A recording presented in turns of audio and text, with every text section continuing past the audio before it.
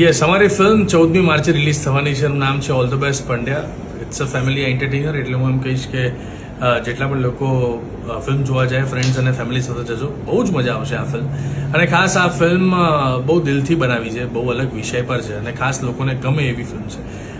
Family ફિલ્મોનો જે હમણાં એક અલગ પ્રકારનો ટ્રેન્ડ ચાલે છે, એમાં અમે વધારો કરવાનો પ્લાન કરીએ છીએ. ગુજરાતી ફિલ્મો ફેમિલી હોય છે, એટલે ખાસ ફેમિલી સાથે બેસી અને એન્જોય કરજો. 14મી માર્ચે, જેનું નામ છે ઓલ ધ બેસ્ટ પંડ્યા. તો એમ જ કહીશ કે આ પોતાના ફ્રેન્ડ્સ અને ફેમિલી સાથે બેસીને એન્જોય કરી શકો ને એવી ફિલ્મ છે.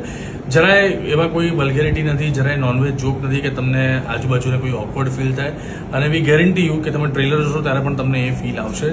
It's a pure Gujarati film, લોકોને ગમે એવી ફિલ્મ, ફેમિલી સાથે બેસીને એન્જોય કરી શકાય એવી ફિલ્મ અને એન્ટરટેનમેન્ટથી ભરપૂર પૈસા વસૂલ ફિલ્મ છે. મલ્હાર શું રોલ કરી રહ્યા છે અંદર? આ વખતે એટલે હ્યુમર, જે કોમેડી જે લોકોને જોવી ગમે છે એ તો છે જ, પણ એની સાથે એક વકીલનું પણ પાત્ર છે જે પોતાના ફાધર માટે કંઈ પણ કરવા તૈયાર છે. સો એ ફેમિલી વેલ્યુઝ દર્શાવે છે. એટલે વકીલ ઓફકોર્સ લોકોને નવું કેરેક્ટર છે મારા માટે અને લોકોને ગમે એવું 100% રહેશે. એટલે મારી પ્રોમિસ છે કે તમે આ વકીલના પાત્ર મને જોશો તો તમને બહુ મજા આવશે.